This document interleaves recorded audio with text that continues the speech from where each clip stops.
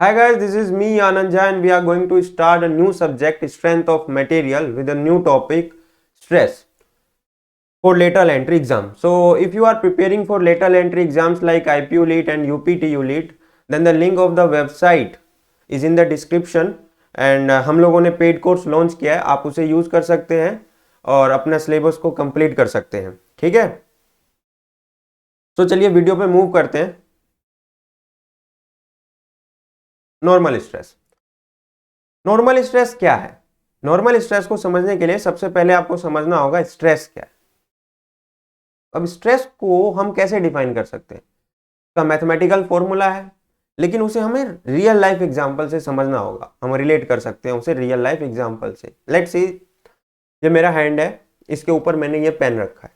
ठीक है, तो this hand is basically what? Structure. अब इस स्ट्रक्चर के ऊपर जब मैं कोई लोड डाल रहा हूं, then there is two things will happen. दो चीजें होंगी. क्या? Let's see. मान लीजिए आपके पास एक टेबल है, टेबल के ऊपर आपने बुक रखा और एक वायर है. इस वायर के ऊपर आपने 5 kg टांग दिया. आपको रिजल्ट पता है, दो चीज होगा. जब मैं टेबल के ऊपर बुक रखूंगा, नो चेंज. और जब इस वायर से मैं 5 kg टांग दूंगा, देन व्हाट? बेंड. हमें बेंडिंग देखने को मिलेगा, वायर बेंड हो जाएगा. अब ये टेबल और ये वायर, ये दोनों क्या है? स्ट्रक्चर. ये बुक और ये 5 kg क्या है? Load. So whenever we put some load on some structure, then what will happen? Two things will happen. या तो हमें चेंज देखने को मिलेगा या तो चेंज देखने को नहीं मिलेगा. तो ये चेंज क्या है? This change is what? Deformation. यानी उस बॉडी का स्ट्रक्चर डिफॉर्म करेगा या तो नहीं करेगा. तो स्ट्रेस तो वैसे बहुत टाइप के हैं, 3 तरह के. Normal stress, bending stress, shearing stress. तो here is wire is getting bend, तो बेंडिंग स्ट्रेस. ठीक, बट हम तो नॉर्मल स्ट्रेस पे बात करें. अभी हम स्ट्रेस पे बात कर रहे हैं, फिर नॉर्मल स्ट्रेस समझेंगे. तो डिफॉर्मेशन विल हैपन. तो क्या डिफॉर्मेशन इस केस में नहीं हुआ, इस केस में हो गया? नहीं, ऐसा नहीं है. डिफॉर्मेशन हुआ, दोनों ही केस में हुआ. बट डिफॉर्मेशन कब कम हुआ, कब ज्यादा हुआ, ये डिपेंड करता है किस पे? मटेरियल पे.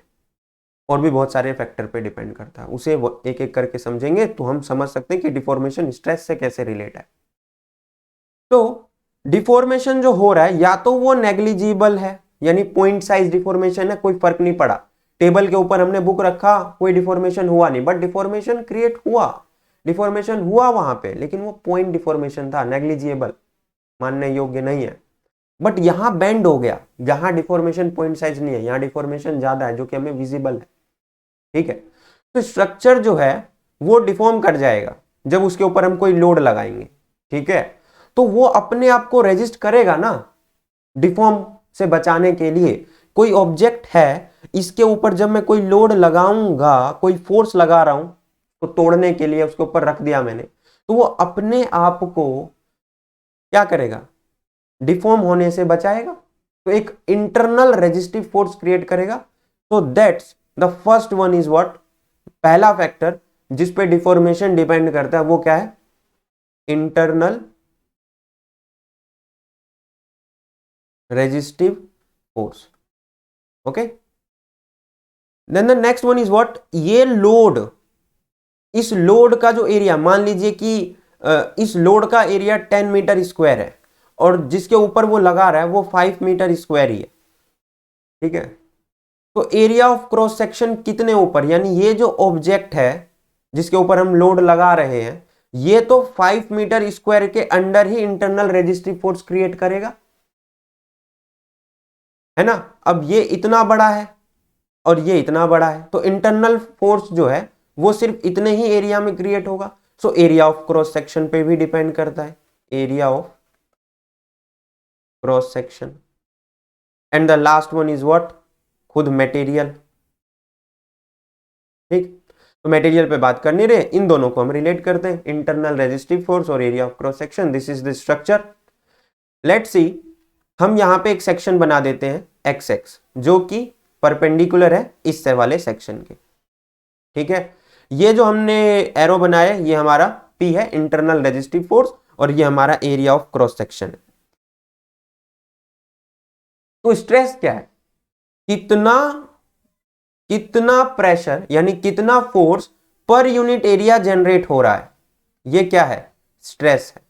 ठीक है, ये सबसे इंपॉर्टेंट फैक्टर है stress. and stress is what, basically simple, force per unit area, but we need to understand that there is a force which is what, internal resistive force, and there is the area which is the area of cross section। ठीक है, area of cross section। तो ये हमें समझने की जरूरत थी, अब हमें और डिटेल में इसको जानना है, चलिए समझते। नाउ अब हमें यहां से ये चीज तो पता चल गया कि stress is what, force per unit area. But जब ये फोर्स जो है ना परपेंडिकुलरली एक्ट करता है, क्या ऐसे एक्ट करता है, परपेंडिकुलरली। देखिए यहां पे इस वाले डायग्राम में ये जो फोर्स है, ये जो P है, ये बिल्कुल इस सेक्शन के परपेंडिकुलर एक्ट कर रहा है, नॉर्मल। तो यहां जो स्ट्रेस जनरेट हो रहा है वो कौन सा स्ट्रेस है, नॉर्मल स्ट्रेस है। तो when the internal resistive force is perpendicular to the section, then the stress is what, normal stress। okay, normal stress भी आपको पता चल गया। now next thing is what, stress is what, force per unit area, and the stress is defined by sigma। now the sigma is what, sigma is P by A, and the unit of P यानी force is Newton, and the unit of area is meter square, then sigma is Newton meter square। एक unit तो ये हो गया। Now the next unit जिसमें हम stress को हमेशा कैलकुलेट करते हैं, विच इज पास्कल। ठीक है, तो 1 pascal is equals to 1 newton metre square. Okay, अब लार्जर यूनिट पे बात कर लें तो पास्कल तो बहुत छोटा यूनिट है, तो larger unit is what, 1 mega pascal, 1 mega pascal. Another one is 1 giga pascal. So 1 mega pascal is 1 into 10 to the power 6 newton metre square. इसे आप और भी यूनिट में अगर एक्सप्रेस करना चाहते हैं तो ये हो जाएगा आपका Newton millimetre square, and 1 giga pascal is equals two kilo Newton. Let's see, पहले ये देख लेते हैं, 1 into 10 to the power 9 newton metre square. Okay, it's millimetre square, and अगर इसको मिलीमीटर स्क्वायर में नापेंगे तो 1 किलो न्यूटन मिलीमीटर स्क्वायर। ठीक है, तो ये हायर यूनिट्स है।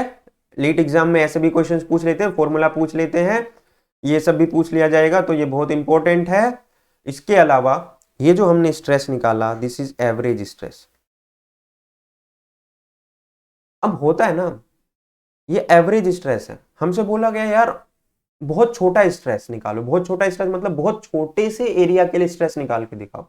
तब कैसे करोगे, बहुत छोटे से एरिया के लिए स्ट्रेस निकालना है, यानी हमें पॉइंट स्ट्रेस निकालना है। तो लेट्स सी, शेप बनाते हैं। ठीक है,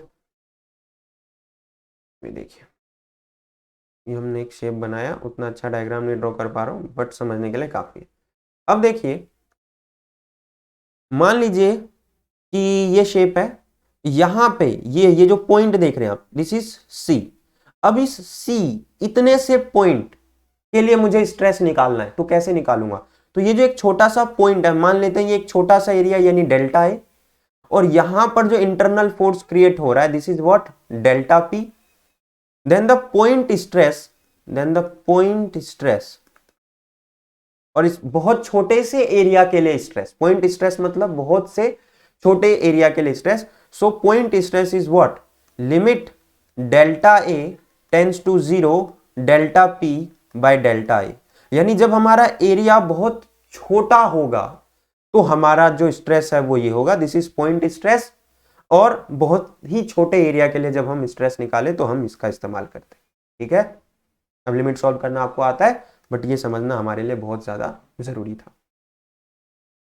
स्ट्रेस कौन कौन से फैक्टर पे डिपेंड करता है ये समझ लिया, यूनिट क्या होता है ये समझ लिया, पॉइंट स्ट्रेस क्या होता है ये समझ लिया, एवरेज स्ट्रेस क्या होता है ये समझ लिया, यूनिट देख लिया, नॉर्मल स्ट्रेस देख लिया। आई थिंक इस वीडियो का जो टॉपिक था वो अब खत्म हो चुका है। तो उम्मीद करता हूं कि आपको समझ में आया होगा, पसंद आया होगा। तो चैनल को सब्सक्राइब करिएगा, वीडियो को लाइक कीजिएगा। एंड अगर आप प्रिपेयर कर रहे हैं लीड के एग्जाम्स के लिए, देन आप हमारे पेड कोर्सेज खरीद सकते हैं। अगेन लिंक जो है वो डिस्क्रिप्शन में दिया हुआ वेबसाइट का, आप जाइए, परचेज कीजिए एंड अपने कोर्स को स्टार्ट कीजिए।